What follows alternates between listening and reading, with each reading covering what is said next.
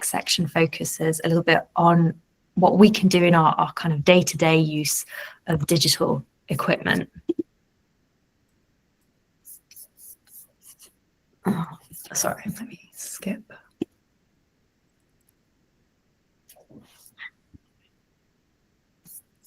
So these are some ideas for an energy efficient digital life. So as I mentioned before, emissions are a function of the amount of energy that your digital equipment is using and the carbon intensity of that digital energy. So if you are a business owner that is in a position to decide to put solar panels on the roof to power your equipment, that's something that you can be doing to reduce the carbon intensity of the energy. If you are using the digital devices and infrastructure, these are some things that we can all be doing in our day-to-day that's pretty impactful. So limiting emails is really important because every time you send an email, everybody that gets it, their email server saves a copy, your email server saves a copy, and particularly if you're emailing large attachments back and forth. And I don't know about you, but I've been on chains of emails with 100 people that every single one of them has written, reply all, please take me off this chain. I was working at BP when that email was so big, it got in the news because it crashed our systems. And so being really mindful of whether you hit reply all or just reply can make a big difference in the amount of data that needs to be stored on servers.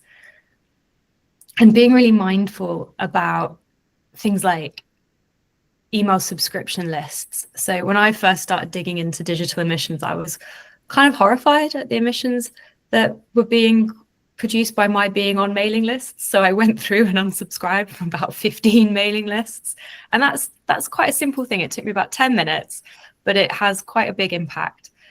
And then other things you can do is, if you're working on a project, rather than emailing big attachments back and forth, set up a shared workspace and link to it, because then the document is just stored once. Whereas if you email it, it's stored on your server and the people that you're sending it to server. And then if they reply to the email, a copy gets made. Whereas if it's, so it could be, a chunky attachment could have 15 copies saved from a relatively short email chain. Whereas if it's left in a central repository and referenced, there's only one copy of it. And so that reduces the amount of storage space that is used on servers, which reduces the demand for new servers, which has implications on how many servers need to be constructed and implications on how much energy needs to be used to run these things. So it seems small, but it does add up. And then the next thing I came across was the difference between the carbon intensity of Wi-Fi and 5G. And as with many things in this sphere, it is very difficult to find data that you feel you can hang your hat on. There's lots of different sources out there, different companies. So for example, the French mobile network operator was very keen to say that mobile data emissions weren't really that bad at all compared to Wi-Fi, whereas a company that installs broadband was very keen to prove that broadband was much more environmentally friendly than 5G. But something that I found consistently is that switching between mobile phone masts as you travel, so for example, if you're on a train and you're trying to watch a film, you might be accessing 100 different mobile phone masts on your train journey. That is more energy intensive than a single download. And so if you know you're traveling, if you know that you're going to be on a train or in the passenger seat of a car and you're going to want to watch a film or listen to a podcast, just download it before you go. It takes a few seconds.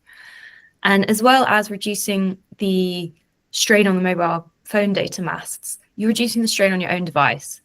I'm sure you've noticed the same as I have, that if you're sat on a train trying to send emails or listen to music, the battery goes down much, much faster than it does when you're trying to do the same jobs sat at home on the Wi-Fi. And then the third thing is using AI intelligently. So that's something Leandro touched upon. So again, lots of conflicting data out there, but in general, most sources agreed that using a large like ChatGPT or Claude produces approximately 10 times the emissions of a simple Google search or Bing search. And so if you have a complex question that you think it's going to take 15, 20 Google searches to ask, it definitely makes more sense, not just from an environmental perspective, but from a time perspective, to use a large language model.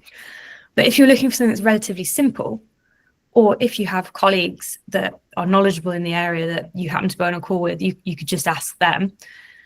So it's just being very mindful about how you use it. AI is an incredibly powerful tool. And as Spider-Man said, with great power comes great responsibility.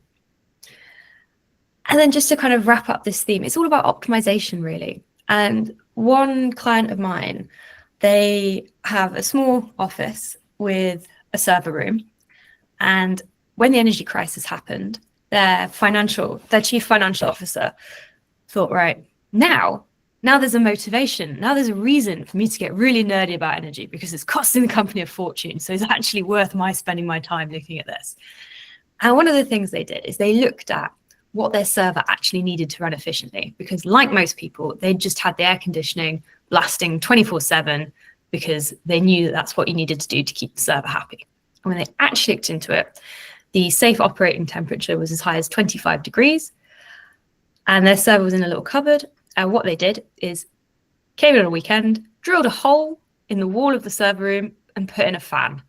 And what that fan did was it recirculated the warm air from the server room to the office space, which meant that they needed to use less heating in the office space, which was a win.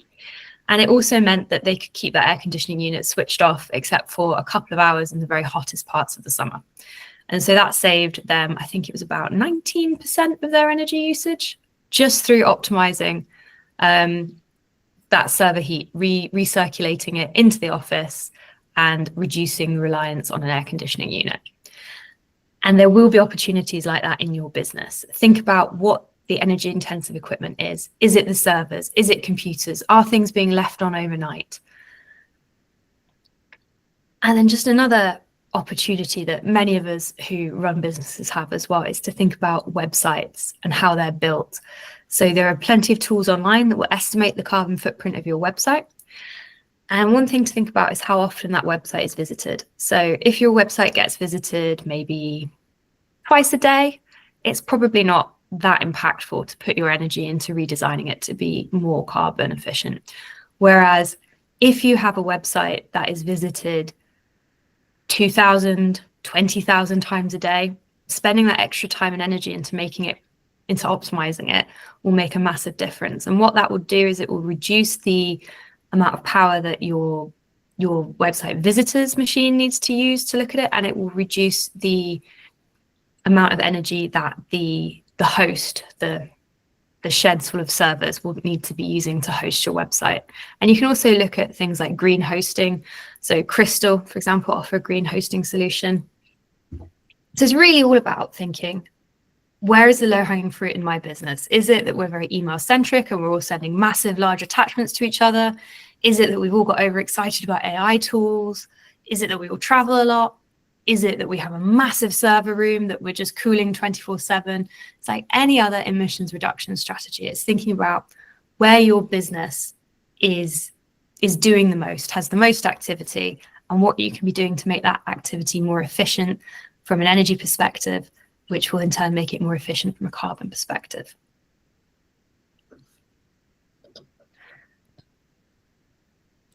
And then thinking about becoming more circular.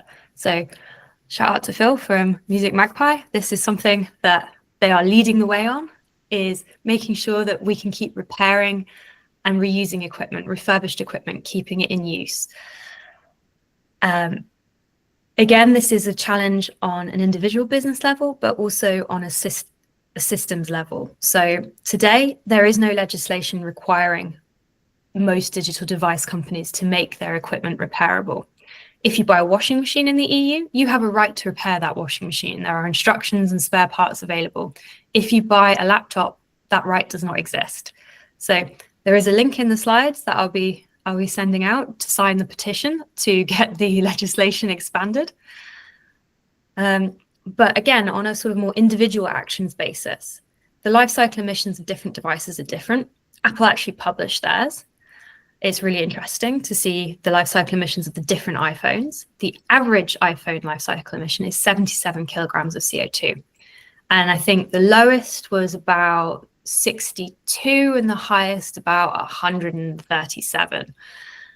And on an individual basis, maybe you think, oh, that's not very significant, it doesn't add up. But if you're the procurement manager for a company and you are in charge of making the decision to buy 1,000 phones, just choosing the model of the phone with those life cycle emissions in mind, or even better, seeking a source of refurbished phones, or choosing to go with something like a fair phone that's repairable, is going to have a massive difference to your organization.